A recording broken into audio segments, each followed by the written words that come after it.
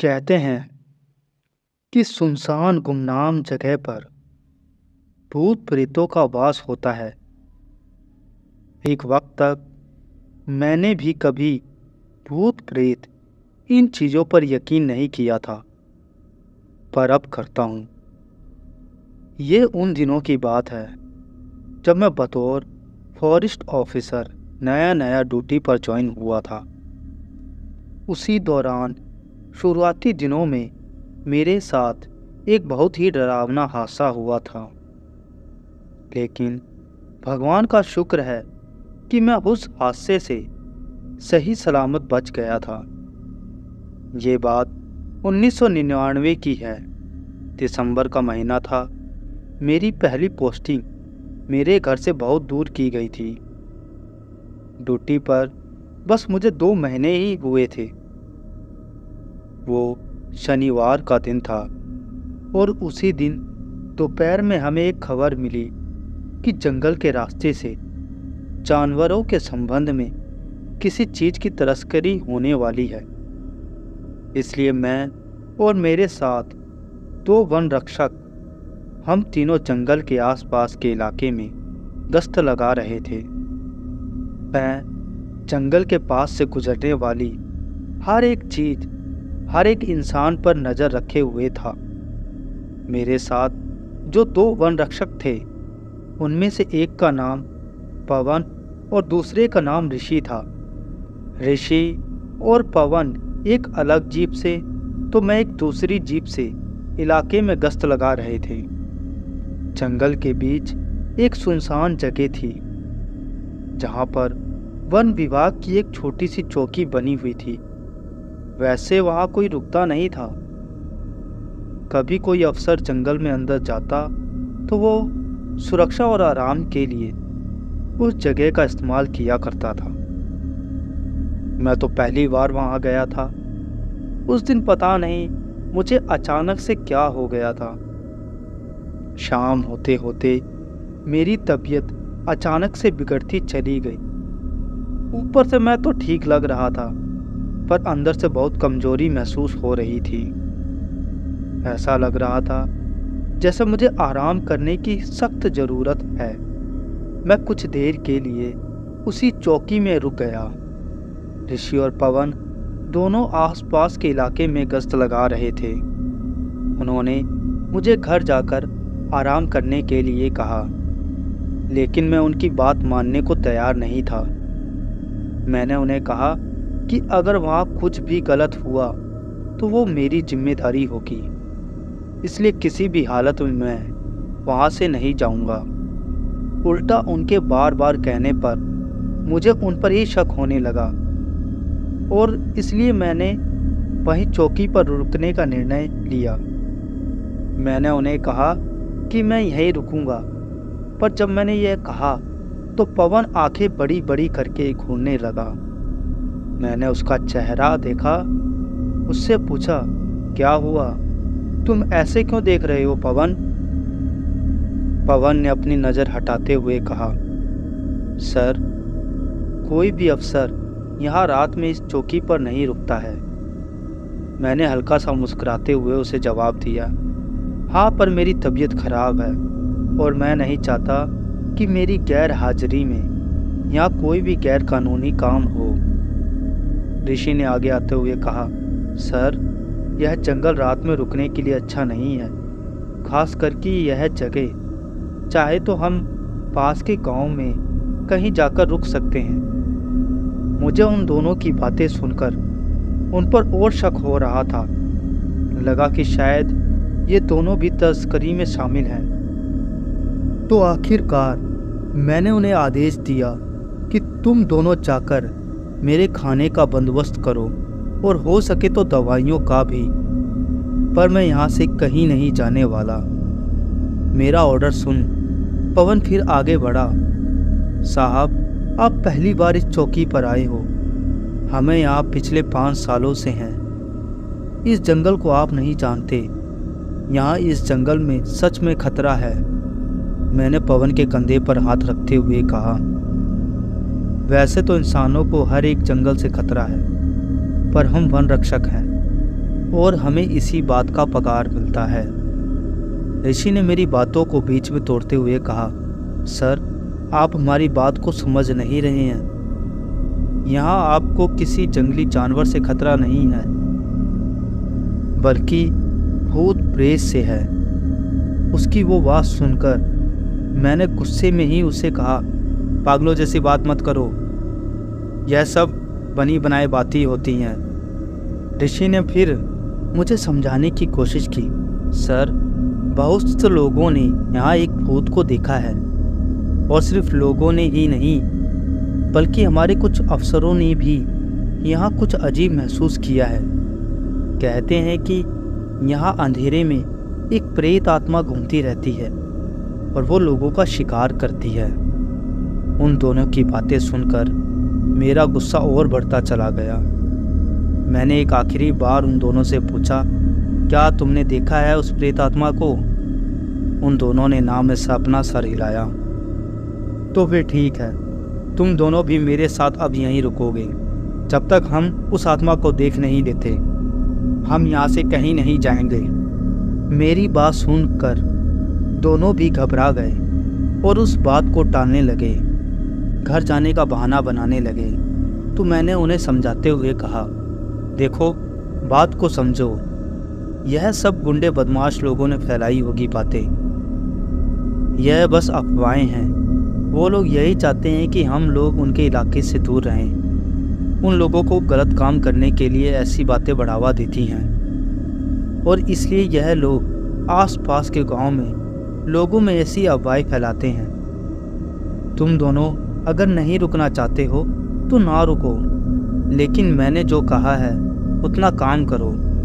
मेरी बात सुनकर दोनों चुप हो गए और आपस में कुछ फुसफुसाते हुए चौकी से बाहर चले गए। कुछ देर बाद मुझे गाड़ी की आवाज़ सुनाई दी, मतलब आखिरकार वो लोग वहाँ से चले गए थे। मैंने चौकी को अंदर से ठीक से देखा। वहाँ कुछ दारू की बोतलें, कुछ गिलास धूल में पड़े हुए थे। कुछ सामान था, लेकिन गैर ज़रूरी था। चौकी के एक दीवार पर जंगल का नक्शा बना हुआ था। मैंने उस नक्शे के पास जाकर उस चौकी को देखा। नक्शे में उस चौकी के पीछे एक नीली रेखा खींची हुई थी, मतलब चौकी के पीछे से जरूर कोई नदी गुजरती होगी। मैंने चौकी के पीछे की खिड़की खोलकर देखा, पर पीछे का इलाका घने पेड़ और झाड़ियों से भरा हुआ था। अंधेरा होने में अभी वक्त था, तो मैं चौकी के बाहर चला गया। जैसे जैसे शाम ढल रही थी, आसपास ठंड भी बढ़ने लगी थी। मैं चौकी के पीछे की तरफ चला गया। पीछे का इलाका बहुत ही घना था। वो इलाका जितना घना था, उतना ही वहाँ सन्नाटा था। दूर कहीं से जंगली जानवरों की आवाज़ें आ रही थी। मैं वहाँ से बहती नदी को देखना चाहता था। मैं उन ऊंचे पेड़ों और झाड़ियों के आगे चला गया। ये बात सच थी कि मैं पहली बार वहाँ आया था, इसलिए मैं उस जगह के बारे में कुछ जानता नहीं था। कुछ 2 से 2.5 मीटर आगे जाने के बाद मुझे थोड़ी ढलान दिखाई थी, और उसी ढलान से आगे एक नदी बह रही थी।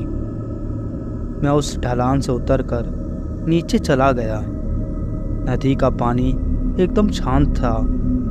नदी के पास पेड़ों में रह रहे पंछियों की चहचहाहट की आवाज़ें आ रही थी।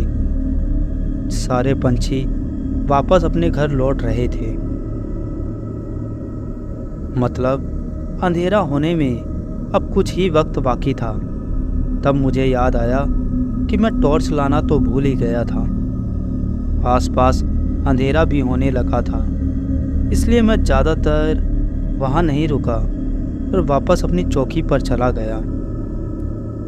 चौकी के अंदर जाते ही मैंने दरवाज़ा बंद कर लिया और सिर्फ पीछे की खिड़की को खुला छोड़ दिया। अब हल्का हल्का बदन दर्द भी होने लगा था।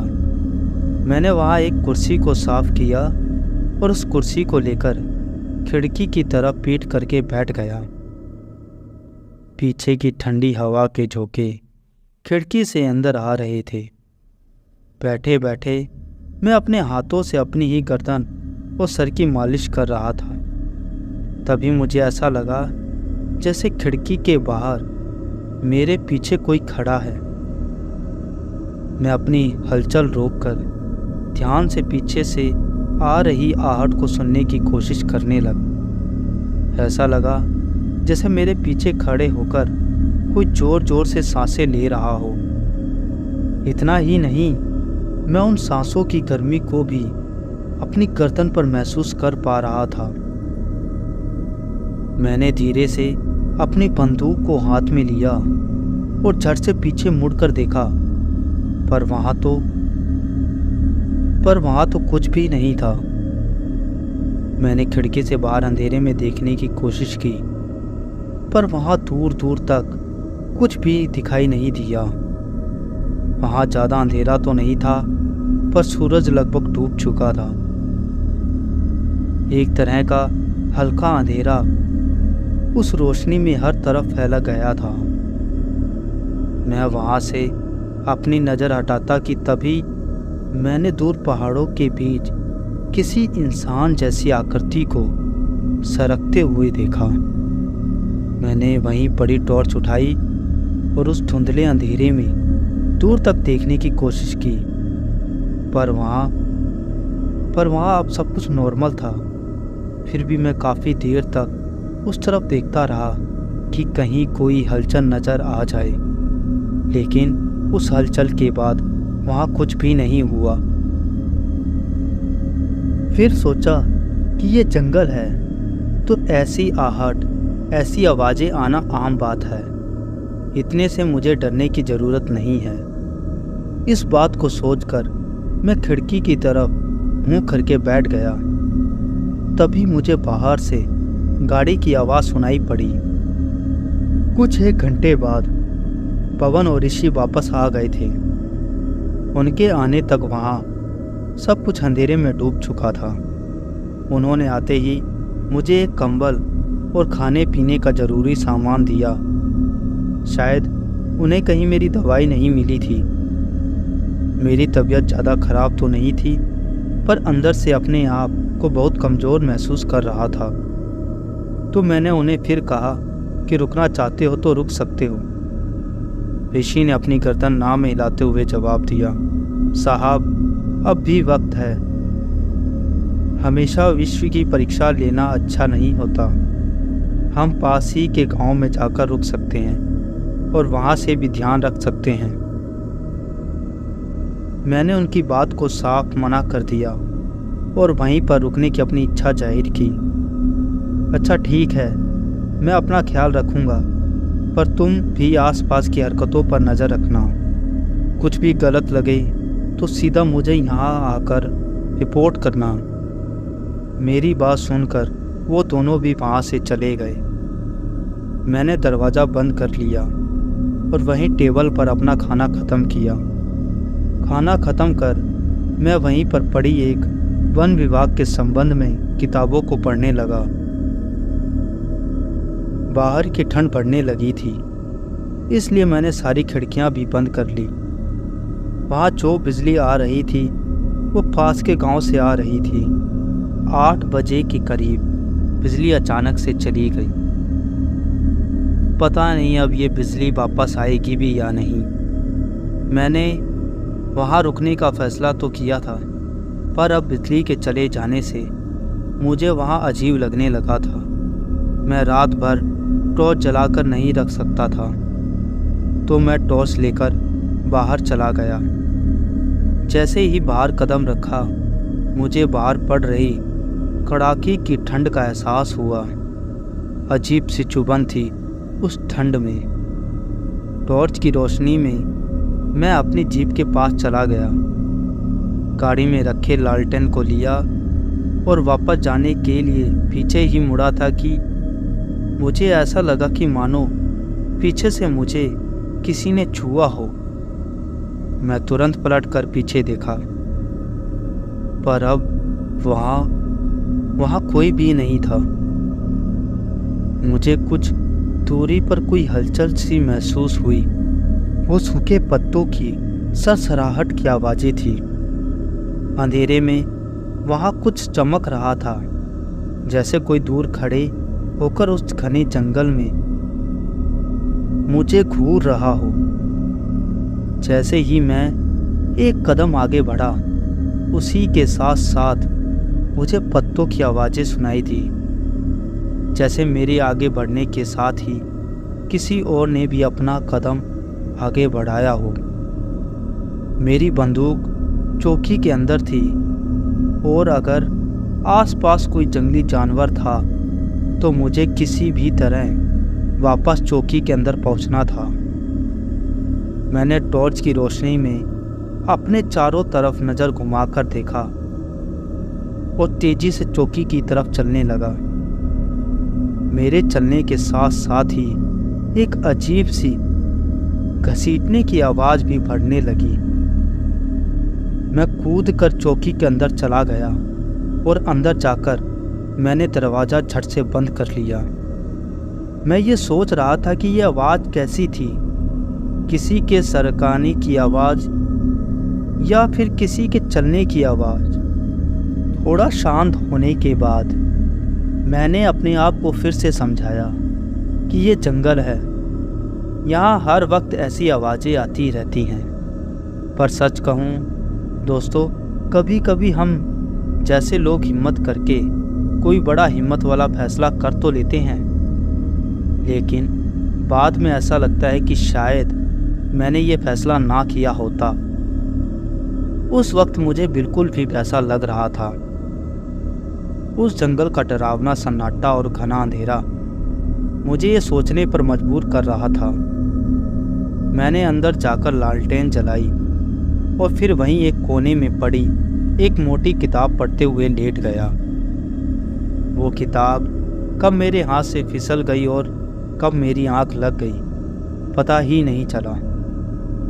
कुछ देर बाद मुझे अपने शरीर पर एक अजीब सा दबाव महसूस होने लगा जैसे कोई मेरी छाती पर बैठ मेरी गर्दन को अपने नाखूनों से कुरेद रहा था। मैं जागने के लिए अपनी पूरी ताकत लगा रहा था, पर पता नहीं मैं क्यों उठ पा नहीं रहा था, जैसे मेरा पूरा शरीर अकड़ गया हो। पता नहीं वो बुखार का असर था या कुछ और था, पर किसी तरह मैंने अपनी आंखें खोली। आंख खोलने पर मैंने मेरी आंखों के ठीक सामने दो आंखों को मुझे घूरते हुए देखा। वो दोनों आंखें चमक रही थी, खुले बाल और होठों पर एक अजीब सी मुस्कान के साथ अपना जबड़ा खोलकर मुझे देखकर हंस रही थी। उसके चेहरे से बालों से अजीब सा चिपचिपा पानी मेरे चेहरे पर टपक रहा था।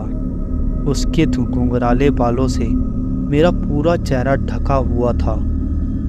उस वजह से मैं आसपास का कुछ देख नहीं पा रहा था। उसने अपने चेहरे को मेरे चेहरे से दूर करते हुए अपने एक हाथ से मेरे पूरे चेहरे को ढक दिया। उसके शरीर से बहुत ही गंदी और सड़ने की बदबू आ रही थी। मैं उसका विरोध करने के लिए अपनी पूरी ताकत लगा रहा था, पर पता नहीं मुझे क्या हो गया था।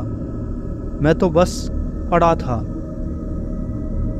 और फिर उसने अपना जबड़ा किसी जानवर की तरह खोलते हुए एक भयानक डरावनी चीख के साथ अपने दूसरे हाथ की नाखून मेरे गर्दन में धंसा दिए। मेरे अंदर एक बहुत ही तेज दर्द उठा और उसी के साथ मैंने अपनी पूरी ताकत से उसे अपनी छाती से हटाकर दूर कर दिया। मैं हड़बड़ा कर जाग गया और अपने आसपास यहाँ वहाँ सब तरफ देखने लगा।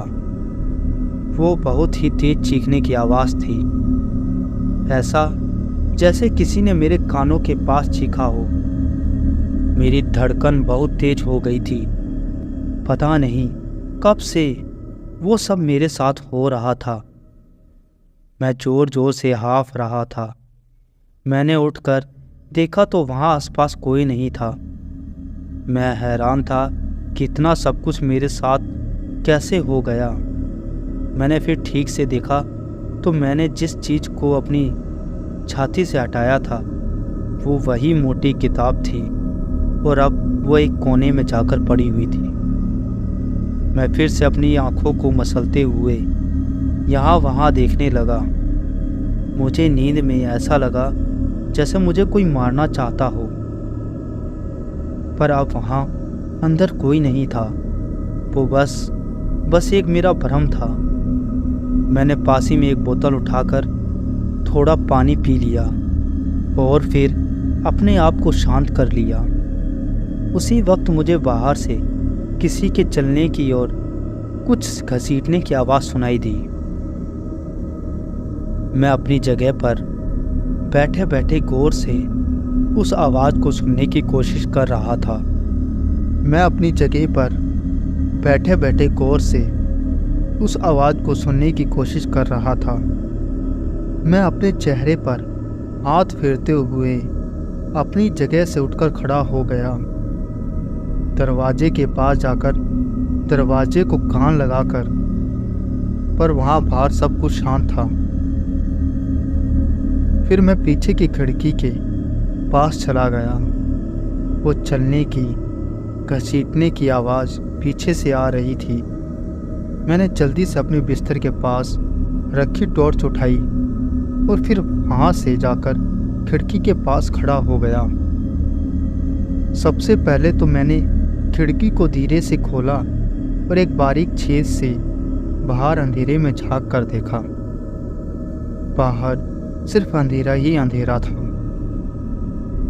अंधेरे के सिवाय वहाँ कुछ भी नजर नहीं आ रहा था। कुछ देर सोचकर मैंने लालटेन को बुझा दिया। सोचा कि अगर बाहर कोई इंसान या कोई तस्कर हुआ तो अंधेरे में मुझे देख नहीं पाएगा। मैंने खिड़की को पूरा खोल दिया और अपनी सुरक्षा के लिए दीवार से सटकर खड़ा हो गया। अभी भी वो आवाज़ मुझे आ रही थी। कोई चल रहा था और साथ ही किसी चीज़ को घसीट रहा था। अब दोनों तरफ घना अंधेरा था। मैं अपने एक हाथ में टॉर्च लेकर और दूसरे हाथ में बंदूक लेकर जाकर खिड़की के सामने खड़ा हो गया। बाहर कोई होता तो भी मुझे देख नहीं पाता।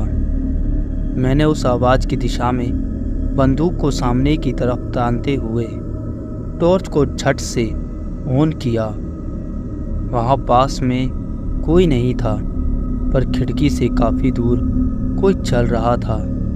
वो कोई लड़की थी शायद, पर वो लड़की एक पैर से लंगड़ाते हुए अपने दूसरे पैर को घसीटते हुए एक पैर से चल रही थी। उसके बदन पर पूरे कपड़े नहीं थे। कमर पर बस एक फटा हुआ कपड़े का टुकड़ा लटक रहा था। मैं थोड़ा घबराया जरूर था, पर वो देखकर मैं ये सोचने लगा कि इतनी रात को कोई जवान लड़की ऐसे घने अंधेरे में यहाँ क्या कर रही होगी। क्या वो इस जंगल को जानती है? क्या वो यहीं रहती है या कहीं वो रास्ता भटक गई है? हो सकता है शायद वो यहीं कोई आदिवासी लड़की हो। जंगल एक ऐसी जगह होती है जहां आप कितनी भी हिम्मत करो, कितना भी हौसला रखो, लेकिन डर लगता जरूर है। मैंने टॉर्च की रोशनी में खिड़की से बाहर आसपास नजर घुमाकर देखा। पेड़ों के ऊपर, झाड़ियों के पीछे, हर तरफ देखकर मैंने तसल्ली कर ली। वहाँ कोई इंसान, कोई जानवर नहीं था। वो लड़की अकेली ही नदी की तरफ बढ़े जा रही थी। टॉर्च की रोशनी उस तक पहुंच रही थी, पर फिर भी उसने एक बार भी मुड़कर मेरी तरफ नहीं देखा। मैं ये सोच रहा था कि आखिर ये लड़की करना क्या चाहती है। मैं टॉर्च को बंद कर वहीं पर खड़ा होकर यह सोचने लगा कि मैं आगे क्या करूं, बाहर जाऊं या नहीं।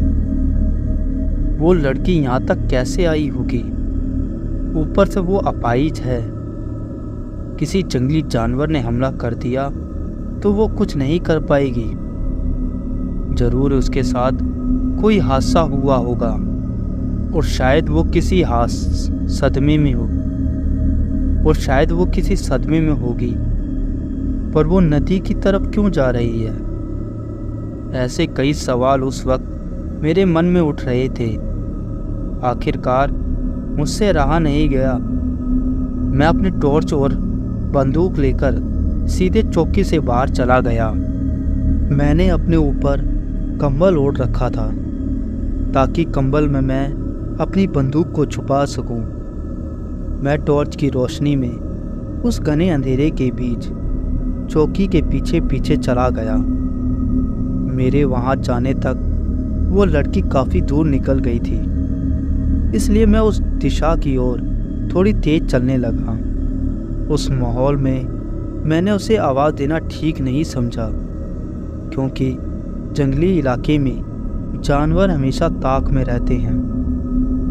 चलते चलते मैं ढलान के करीब पहुंच गया, लेकिन उस ढलान से उतरकर वो कहाँ चली गई थी मुझे पता नहीं था। मैं ढलान से उतरकर नदी के पास पहुंच गया।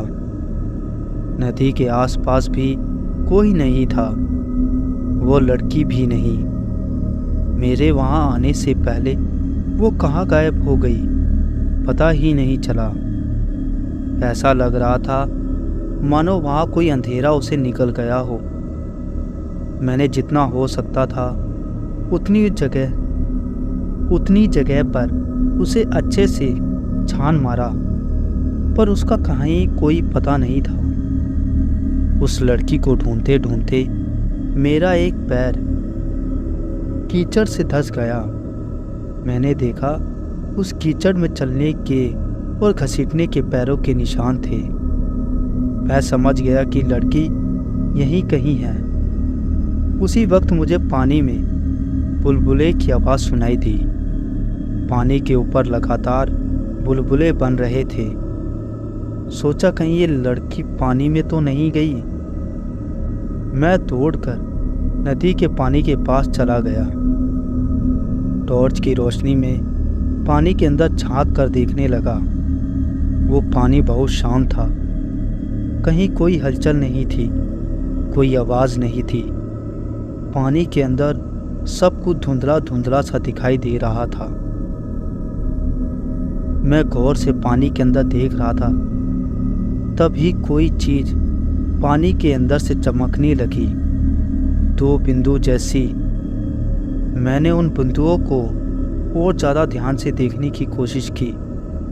वो शायद किसी की चमकती हुई आंखें थी। मैं एकदम शांत था। बिना अपनी पलकें झपकाए मैं उन आँखों को देखने लगा। मेरा शरीर तब एकदम ठंडा पड़ चुका था। वो आंखें मुझे पानी के अंदर बुला रही थी। पता नहीं मैं कितनी देर से वहां पर बैठा था। मैंने देखा कि धीरे धीरे पानी के अंदर से 2 हाथ मेरी तरफ बढ़ रहे थे। मेरी धड़कन काफ़ी तेज चल रही थी, शायद किसी अनजान डर से अंदर से डरा हुआ था।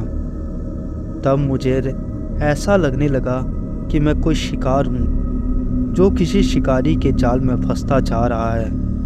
वो हाथ पानी से निकलकर बाहर आ गए और धीरे से मेरी गर्दन को पकड़ते हुए पीछे की तरफ चले गए। वो दोनों हाथ मेरी गर्दन को कसकर पकड़े हुए थे। उन हाथों को गीले चिपचिपे स्पर्श से मेरा पूरा बदन सिरा उठा था। एक अनजान डर की लहर मेरे पूरे शरीर में दौड़ गई। मैं कुछ समझ पाता तभी पानी के अंदर से एक अनजान चेहरा बिल्कुल मेरे चेहरे के सामने उभरने लगा। बहुत ही अजीब सफ़ेद चेहरा। ऊपर से आते आते उसका मुंह खुलता जा रहा था। उसके सारे दांत नुकीले थे, आंखें चमक रही थी। ऐसा लग रहा था जैसे कोई जानवर अपना जबड़ा खोल रहा हो, इतना बड़ा कि उसके अंदर मेरा पूरा सर समा जाए। मुझे अपने शरीर पर जरा भी काबू नहीं था। मेरा शरीर किसी मशीन की तरह थरथराने लगा था। सब कुछ देखते हुए भी मुझे अपने आप को छुड़ाने की ताकत नहीं थी। उसी पल उन दोनों हाथों के नाखून पीछे से मेरी गर्दन में घुस गए। एक तेज दर्द की लहर गर्दन से उभर कर दिमाग तक चली गई। उस दर्द से मुझे एक जोर का झटका सा लगा। मैं उसी के साथ मेरी शर्ट में अटकी हुई गले की एक माला टूटकर उस लड़की की आंखों के सामने लटक गई। माला को देखकर उस लड़की ने झटके से मुझे दूर कर दिया। वो एक रुद्राक्ष की माला थी। उस झटके से मैं पीछे कीचड़ में जा गिरा। वो लड़की किसी मगरमच्छ जैसे पानी की सतह पर आ गई और मुझे देख वो गुर्राने लगी, जैसे वो मुझ पर हमला करना चाहती हो। इस पूरे मामले में मेरी बंदूक कहाँ गई थी मुझे पता ही नहीं चला। टॉर्च चल रही थी, इसलिए मैं उसे देख पा रहा था। मैंने लड़खड़ाते हुए टॉर्च उठाया और उसकी रोशनी को उस लड़की के चेहरे पे मारा। दिखने में वो एक सुंदर लड़की थी, पर उसके बदन पर कपड़े नहीं थे। उसका मुंह किसी खुंखार जानवर जैसा खुला हुआ था। आंखें अंधेरे में चमक रही थी। बड़े बड़े नुकीले मुड़े हुए नाखून थे। वो भयानक रूप देखकर मैं वहां से पीछे हटने लगा। बदन चिपचिपा था और शरीर पर हर जगह पर छिलने और कटने के निशान थे। वो लंगड़ाते हुए मेरी तरफ बढ़ने लगी। मैं उसकी चाल को देखकर समझ गया कि ये वही लड़की है जिसे मैंने खिड़की से बाहर देखा था। मैं वहां से दौड़ता हुआ चौकी की तरफ चला गया। चौकी के अंदर जाते ही मैंने दरवाज़ा लगा लिया, सारी खिड़कियां बंद कर ली और डर के मारे मैं वहीं एक कोने में बैठ गया। तब मैं ये सोच रहा था कि जिसे मैंने देखा था वो क्या था, कौन थी वो लड़की। वो सच में कोई लड़की थी या कुछ और था। मुझे वो क्यों मारना चाहती थी। मैं वहां पर बैठे बैठे डर और ठंड से कांप रहा था। काफ़ी देर बाद मुझे गाड़ी की आवाज़ सुनाई दी। मैंने दरवाजे की दरार से बाहर झांक कर देखा तो पवन और ऋषि जीप लेकर वहां आ गए थे। मैंने उसी हालत में दरवाज़ा खोला। मेरी हालत देख दोनों डर गए। मेरे गर्दन से खून बह रहा था, आंखें लाल लाल थी, शरीर थर थर काँप रहा था और मुझे बहुत तेज बुखार था। ऋषि ने मेरे हाथ को पकड़कर मुझे उठाते हुए कहा, सर आपको तो बहुत तेज बुखार है। ये गर्दन से खून कैसा? खून देखकर पवन भी तेजी से आगे बढ़ा और दूसरी तरफ से मुझे संभालने लगा। मेरी हालत को देखकर वो मुझे कोसने लगे। मैंने कहा था ना सर आपसे कि यहाँ मत रुकना, पर आप कहाँ मानते हो। अच्छा हुआ बड़े साहब ने हमें आपको वापस लाने को कहा, इसलिए हम दोनों वापस आ गए, वरना आज न जाने यहाँ क्या से क्या हो जाता। मैं उन दोनों से कुछ भी बोलने की हालत में नहीं था। मैंने बस उन्हें जल्दी से अस्पताल जाने का इशारा किया। उस वक्त और उसके कुछ दिनों बाद भी मैंने किसी को कुछ नहीं बताया कि मेरे साथ वहाँ क्या हुआ था। मैंने अस्पताल में बस इतना कहा कि किसी जंगली जानवर ने खिड़की से मेरे ऊपर हमला कर दिया था और ये उसी के नाखून के निशान हैं। अस्पताल से ठीक होने के बाद मैं फिर से उस जगह पर छानबीन करने के लिए चला गया। आसपास के रहने वाले गांव वालों से लोगों से उस जगह के बारे में पूछताछ की। तब मुझे पता चला कि कुछ साल पहले उस जगह पर कुछ दरिंदों ने मिलकर एक लड़की के साथ दुर्व्यवहार किया था। एक सुंदर लड़की को अपनी वासना का शिकार बनाया था। अपनी वासना को पूरा करने के बाद उन लड़कों ने उस लड़की को जख्मी हालत में उस नदी में फेंक दिया था और उन्हीं लोगों ने गांव में ये फैला दिया कि वो लड़की किसी के साथ भाग गई है।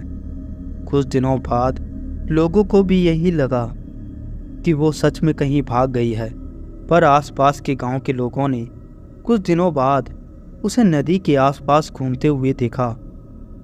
जब वो उसे देखने नदी के पास गए थे तो उन्हें वहाँ नदी के पानी में उस लड़की की लाश मिली और तब जाकर उस लड़की के साथ हुए हादसे के बारे में लोगों को पता चला, और ये भी कि जिन्होंने उन्हें देखा था वो उस लड़की की आत्मा थी, क्योंकि लाश मिलने के बाद पोस्टमार्टम से यह पता लगाया गया था कि उस लड़की की मौत हुए 10 दिन गुजर गए थे और तब से अब तक गांव के कई लोगों ने उसे नदी के पास घूमते हुए देखा था।